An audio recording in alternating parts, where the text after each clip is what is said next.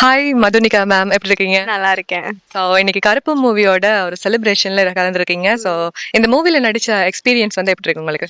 ஆக்சுவலா ஒரு டிஃப்ரெண்டான எக்ஸ்பீரியன்ஸ் தான். பிகாஸ் எனக்கு வந்து ஃபர்ஸ்ட் டைம் ஒரு பெரிய ஆர்டிஸ்டோட நான் ஒரு பேர் பண்ணி நடிக்கிறேன்றது எனக்கு ஒரு கொஞ்சம் நல்லா ஒரு எக்ஸ்பீரியன்ஸ் கிடைச்சிருந்துச்சு. ஸோ யார் யாரெல்லாம் இதுல நடிக்கிறாங்க?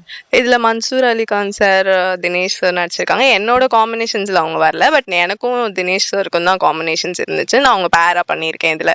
ஸோ இதுல உங்களுக்கு ரொம்ப பிடிச்ச சீன் அப்படின்னா எது சொல்லுவீங்க?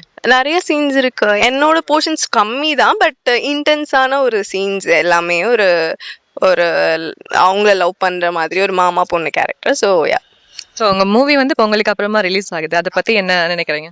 ரொம்பவே ஹாப்பியா இருக்கு. இந்த 2026ல வந்து ஒரு பொங்கல் டைமுக்கு அப்புறம் ஒரு படம் ரிலீஸ்ன்றப்ப என்னோட 1 இயர்க்கு அப்புறம் ஒரு படம் ரிலீஸ் ஆகுதுன்றப்ப ஹாப்பி. ஓகே, நீங்க எத்தனை மூவி நடிச்சிருக்கீங்க? இனி என்ன எக்ஸ்பீரியன்ஸ் இருக்கு? என்னென்ன நடிக்கிறதா இருக்கிறீங்க? நான் வந்து ஒரு 3 ஃபிலிம்ஸ் நடிச்சிருக்கேன். ஒரு 1 ஃபிலிம், ஒரு 2 ஃபிலிம்ஸ் லீட் பண்ணியிருக்கேன். அப்புறம் இந்த ஒரு ஃபிலிம், இதுக்கப்புறம் லவ் இங்க்னு ஒரு படம் பண்ணிட்டு இருக்கேன். அப்புறம் தென் 3 படம் டிஸ்கஷன்ஸ்ல இருக்கு. ஸோ இனி ஸ்க்ரீன்ல தொடர்ச்சியா பார்க்கலாம், அப்படிதானே? கண்டிப்பா.